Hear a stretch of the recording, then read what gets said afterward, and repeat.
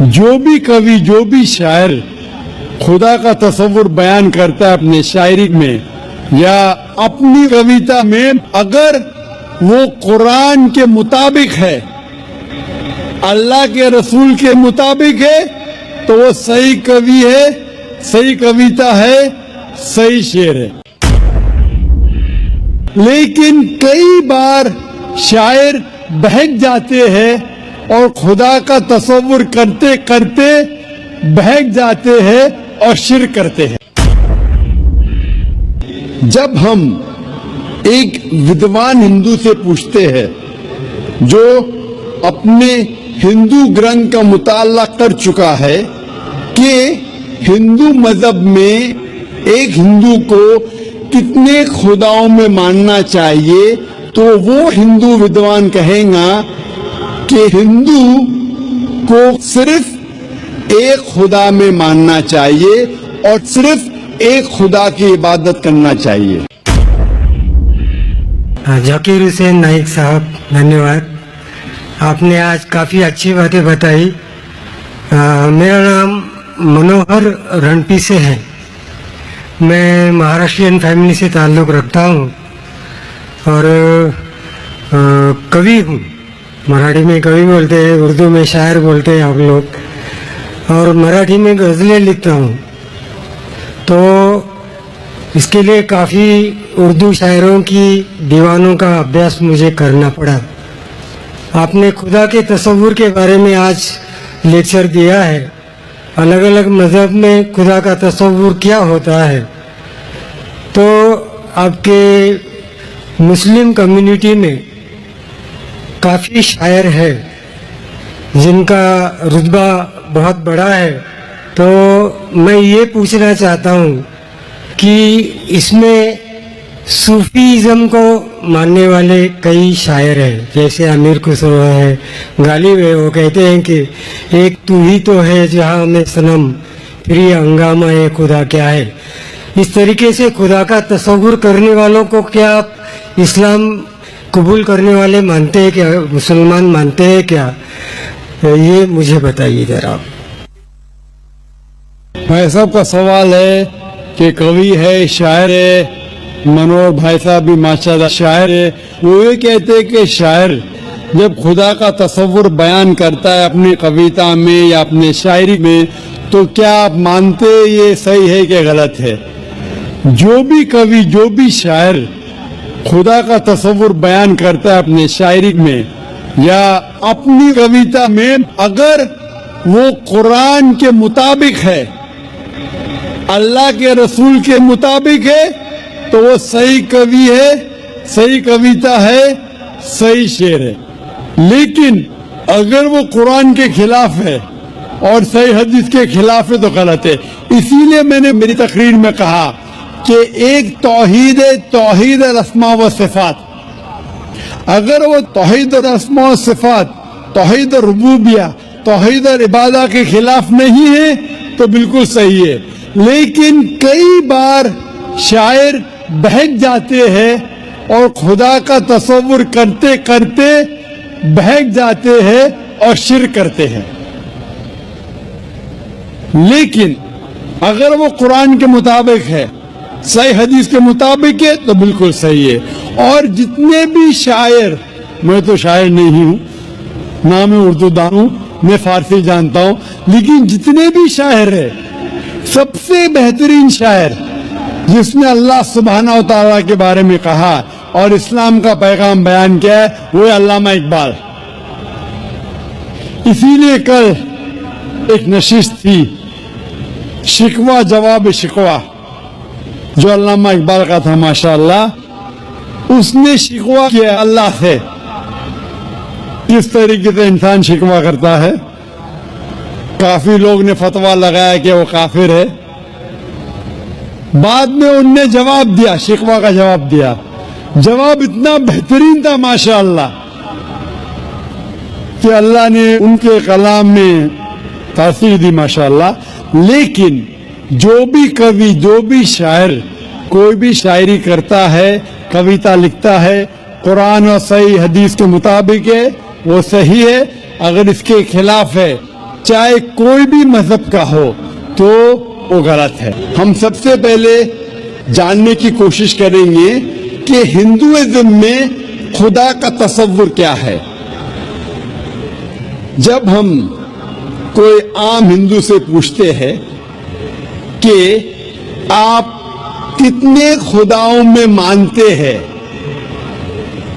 کچھ ہندو کہیں گے 3، کچھ کہیں گے 10، کچھ کہیں گے 100، کچھ کہیں گے 1000 اور کچھ کہیں گے 33 کروڑ 330 ملین.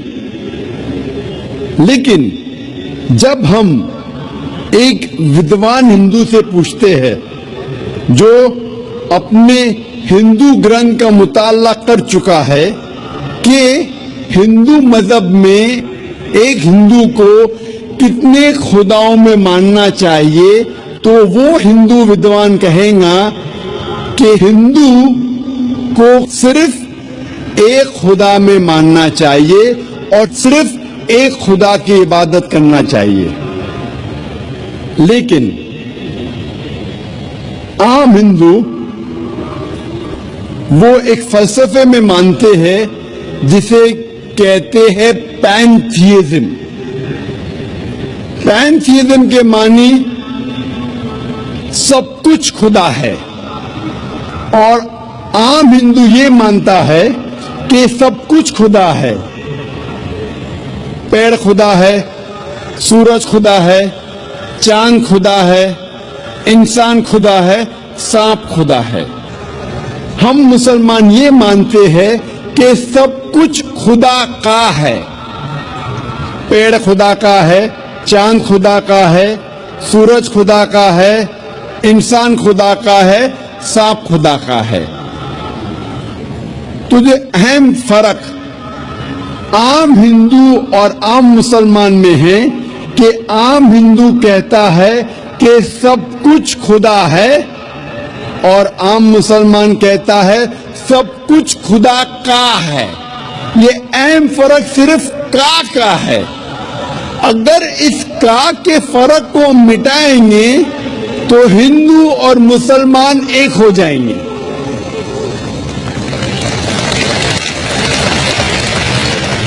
اور اس فرق کو کیسے مٹایا جا سکتا ہے؟ جس طریقے سے قرآن میں لکھا ہے سورہ عمران سورہ نمبر 3 آیت نمبر 64 میں، تعالوا الی کلمۃ سواء بین بینکم، آؤ اس بات کی طرف جو آپ اور ہم میں یکساں ہے. سب سے پہلی بات اللہ نعبد الا اللہ، کہ ہم صرف ایک خدا کی عبادت کریں.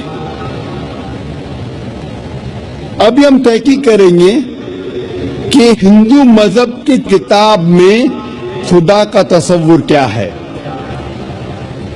ہندو مذہب میں ایک اہم کتاب ہے جس کا نام ہے اپنشد. جب ہم پڑھتے ہیں Chandogya Upanishad chapter number 6 section number 2 verse number 1، اس میں لکھا ہے ایکم ایودیتیم. یہ ایک سنسکرت شلوک ہے جس کے معنی ہے خدا ایک ہے، ایشور ایک ہے، دوسرا نہیں ہے. لکھا ہے شویتا شوتار اپنشد میں ادھیائے نمبر 6 شلوکا نمبر 9 میں، ناچسیہ کسج جنیتا نہ چدیپا، اس ایشور کی کوئی والدین نہیں ہے، کوئی رب نہیں ہے. ایشور کے کوئی والد نہیں ہے، کوئی والدہ نہیں ہے، ایشور کے اوپر کوئی نہیں ہے. لکھا ہے شویتا شوتار اپنشد میں ادھیائے نمبر 4 شلوکا نمبر 19 میں، نہ تسے پتیما استی، اس ایشور کی کوئی پرتیما نہیں ہے.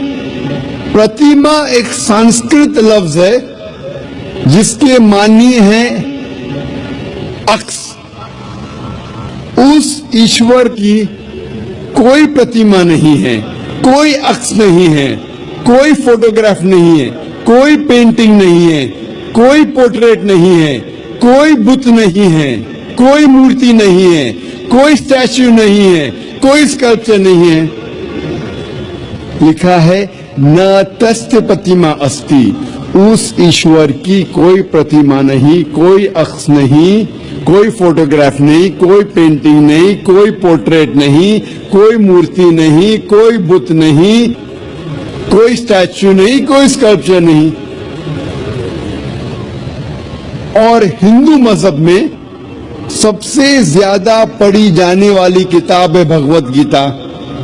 भगवत गीता में लिखा है अध्याय 7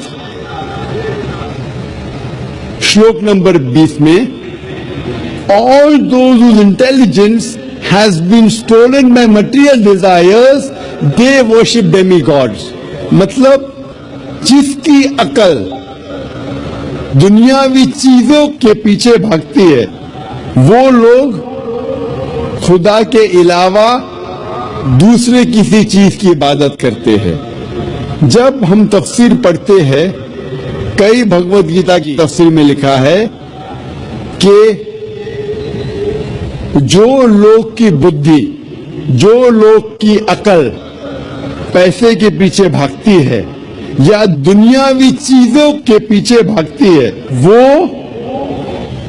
बुत परस्ती करते हैं, खुदा के अलावा दूसरी चीज की इबादत करते हैं।